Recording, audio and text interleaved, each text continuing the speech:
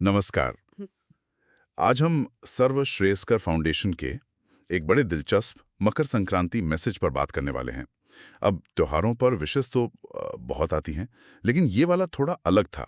इसने मेरा ध्यान खींचा। हाँ, पहली नजर में तो ये एक आम सा पोस्टर लगता है, लेकिन जब आप इसे पढ़ना शुरू करते हो तो लगता है कि ये सिर्फ हैप्पी मकर संक्रांति कहने से कहीं ज्यादा है। बिल्कुल। ज्यादातर फेस्टिव मैसेज बस एक फॉर्मेलिटी होते हैं ना। हाँ, लेकिन इसमें शब्दों का जो चुनाव है, जिस तरह से एक एक लाइन रखी गई है, वो एक पूरा सोच, एक पूरा फलसफा सामने रखती है। ऐसा लगता है मानो ये एक कहानी सुना रहा हो। और आज हमारा काम उसी कहानी को समझना है। ये संदेश एक व्यक्ति की भावना से शुरू होता है, उसे त्योहार से जोड़ता है, फिर प्रकृति से, और अंत में पूरे समाज को बदलने के एक बड़े लक्ष्य पर खत्म होता है। तो चलिए एक एक कदम करके समझते हैं। इसकी शुरुआत ही 3 बहुत दमदार शब्दों से होती है: सेवा, सद्भाव और समर्पण। हम्म। ये शब्द ही इस पूरे मैसेज की नींव लगते हैं। सेवा तो हम सबने सुना है, पर यहाँ इसका क्या मतलब हो सकता है? देखें, यहाँ सेवा का मतलब सिर्फ किसी को पैसे या सामान देना नहीं है। मकर संक्रांति पर तिल गुड़ या खिचड़ी दान करने की एक परंपरा है, जो बहुत अच्छी है। हाँ, पुरानी परंपरा है। लेकिन सेवा उस दान की परंपरा से एक कदम आगे है। सेवा का मतलब है व्यक्तिगत रूप से शामिल होना, अपना समय देना, अपनी मेहनत लगाना, अपना हुनर किसी के काम लाना। ये एक एक्टिव पर्सनल इन्वॉल्वमेंट की बात है। ठीक है, तो दान और सेवा में ये एक जरूरी फर्क है। दान में वस्तु दी जाती है, सेवा में आप खुद को देते हैं। लेकिन फिर दूसरा शब्द आता है सद्भाव। हम्म। सेवा के साथ सद्भाव क्यों जरूरी है?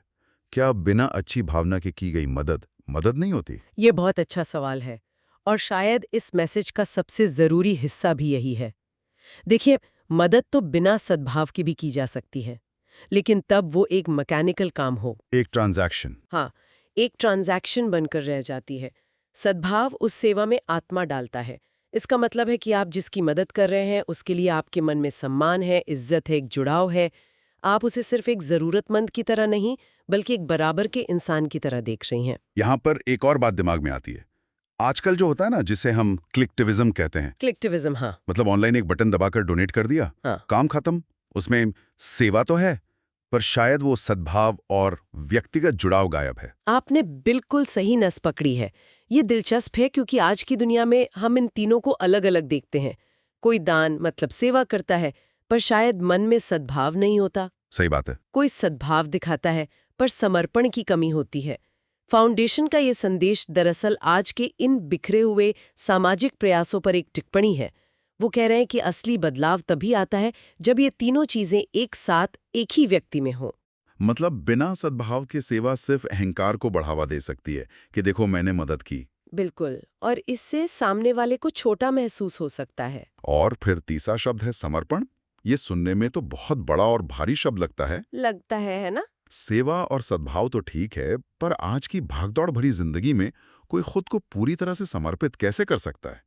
क्या ये थोड़ा अव्यावहारिक नहीं है? मैं समझ सकती हूँ कि ये अव्यावहारिक क्यों लग सकता है, पर यहाँ समर्पण का मतलब ये नहीं है कि आप अपना घर परिवार या काम धंधा छोड़कर सब कुछ करने लगें। अच्छा। यहाँ समर्पण का मतलब है निरंतरता, कंसिस्टेंसी।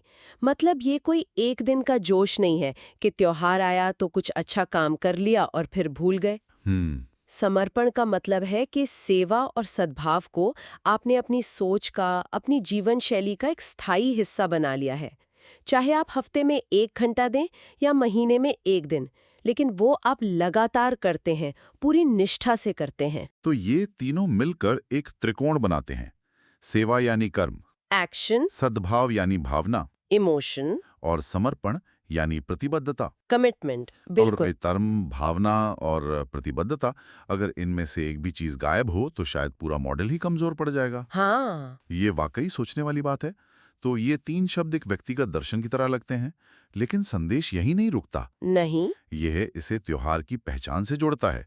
अगली लाइन है, दान, सेवा और सद्भाव यही पर्व की पहचान। ये तो एक बहुत बड़ा दावा है। हाँ, और ये जानबूझकर किया गया है। ये त्योहार के मायने ही बदल रहा है। हाँ। संदेश ये कह रहा है कि मकर संक्रांति का असली मतलब सिर्फ पतंग उड़ाना, पूजा करना या खास पकवान खाना नहीं है। इस पर्व की असली पहचान उसकी रूह इन 3 मूल्यों को जीने में है। ये परंपरा को एक सामाजिक जिम्मेदारी से जोड़ रहा है। मतलब कि अगर आप त्योहार मना रहे हैं तो इन मूल्यों को अपना कर मनाइए, तभी वो सार्थक है। बिल्कुल। और इसके ठीक बाद की लाइन ने मुझे सबसे ज्यादा सोचने पे मजबूर किया था। सर्वश्रेष्ठ फाउंडेशन संघ आए खुशहाली और सम्मान। जब मैंने इसे पहली बार पढ़ा तो खुशहाली और सम्मान को मैं सीधे सीधे पैसे या सफलता से जोड़ता हूं, लेकिन यहां इसका मतलब कुछ और लगता है। बिल्कुल। ये खुशी और सम्मान की हमारी आधुनिक परिभाषा को चुनौती दे रहा है। आज हम सम्मान को किससे जोड़ते हैं? सोशल मीडिया पर कितने फॉलोअर्स हैं, कितनी लाइक्स मिली, कौन सी गाड़ी है, कैसा घर है, ये सब बाहरी सम्मान है जो आज है कल नहीं। सही। ये संदेश एक अलग अंदरूनी सम्मान की बात कर रहा है। वो सम्मान जो आपको तब मिलता है जब आप समाज के लिए कुछ करते हैं, जब किसी की जिंदगी में सकारात्मक बदलाव लाते हैं। ये वो इज्जत है जो खरीदी नहीं जा सकती, ये कमाई जाती है। और खुशहाली का भी यही मतलब है। वो खुशी जो नया फोन खरीदने से मिलती है वो कुछ घंटे या कुछ दिन रहती है। हाँ, बहुत टेम्पररी होती है। लेकिन किसी की मदद करके जो आत्मिक संतुष्टि, जो कंटेंटमेंट मिलता है, वो शायद ज्यादा गहरा और टिकाऊ होता है। सही बात है।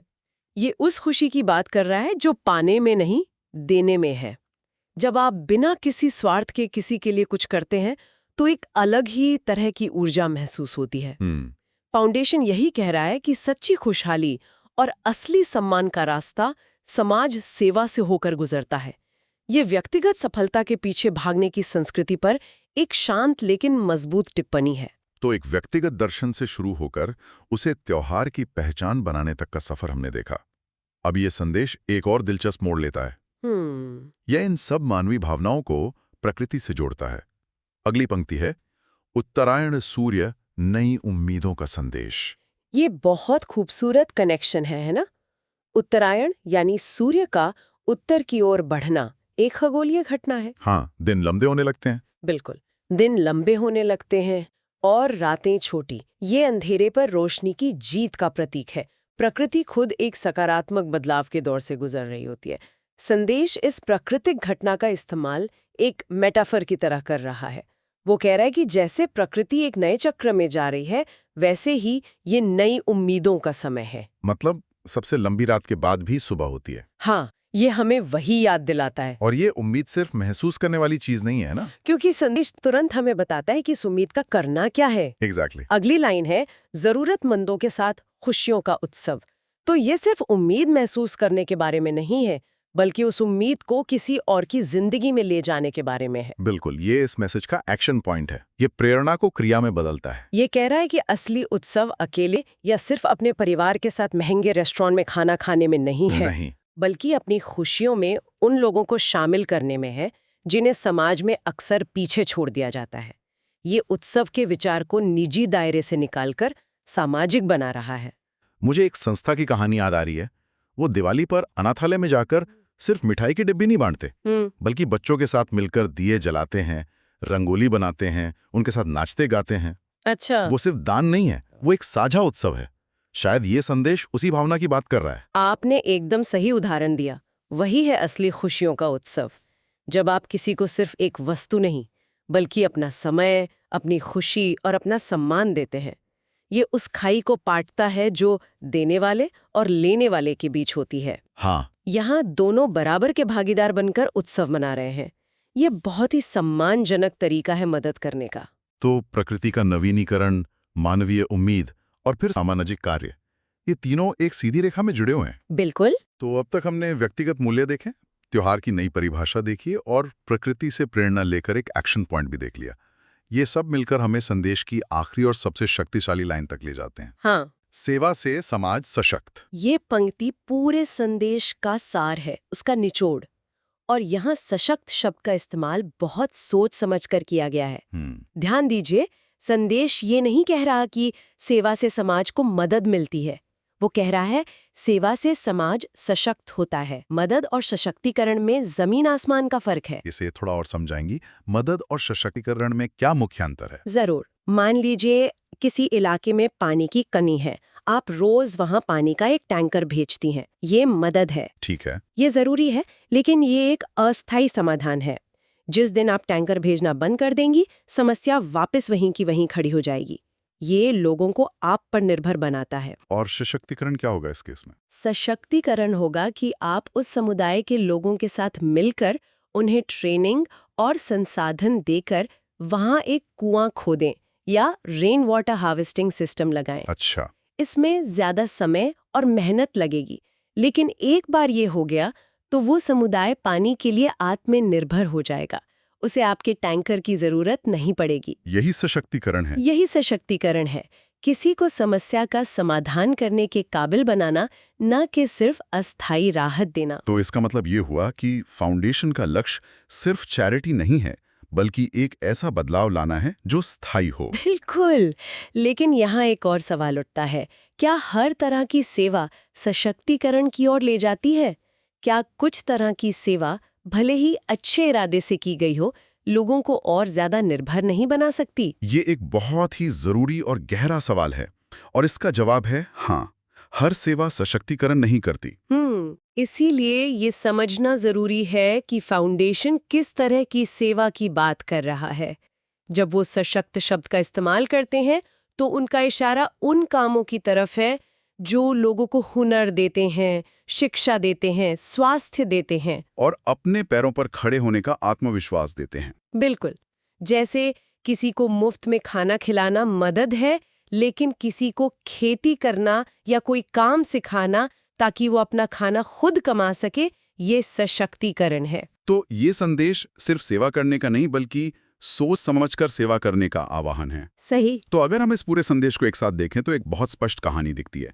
ये सेवा, सद्भाव, समर्पण जैसे व्यक्तिगत मूल्यों से शुरू होती है, फिर इसे मकर संक्रांति जैसे त्योहार की पहचान से जोड़ती है, उत्तरायण सूर्य से प्रेरणा लेती है, जरूरतमंदों के साथ उत्सव मनाने का एक सामाजिक कार्य बताती है, हाँ, और अंत में एक सशक्त समाज बनाने का अंतिम लक्ष्य निर्धारित करती है। संक्रांति का एक साधारण सा दिखने वाला संदेश सेवा, सद्भाव, सामाजिक जिम्मेदारी और सशक्तिकरण के कितने गहरे विचारों को अपने अंदर समेटे हुए है।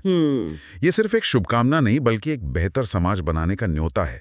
ये हमें याद दिलाता है कि त्योहारों का असली मतलब सिर्फ परंपराओं को निभाना नहीं, बल्कि उनके पीछे छिपे मानवीय मूल्यों को अपनी जिंदगी में उतारना है। और ये पूरी चर्चा ना एक बड़े सवाल पर आकर खत्म होती है, जो शायद हम सबको खुद से पूछना चाहिए। क्या हमारे त्योहार मनाने का तरीका अब बदलना चाहिए? क्या उत्सव का असली मतलब सिर्फ नए कपड़े पहनना, अच्छा खाना और शॉपिंग करना ही रह गया है? या इसका असली अर्थ व्यक्तिगत खुशी से आगे बढ़कर सामूहिक कल्याण में योगदान देना है? यह संदेश हमें चुनौती देता है कि हम अपनी परंपराओं को ज्यादा सार्थक, ज्यादा उद्देश्यपूर्ण बनाएं। सोचने वाली बात है। हाँ, अगली बार जब हम कोई त्योहार मनाएं तो हम अपनी खुशी को दूसरों के साथ कैसे बांट सकते हैं, ताकि वो सिर्फ हमारा उत्सव ना है कर पूरे समाज का उत्सव।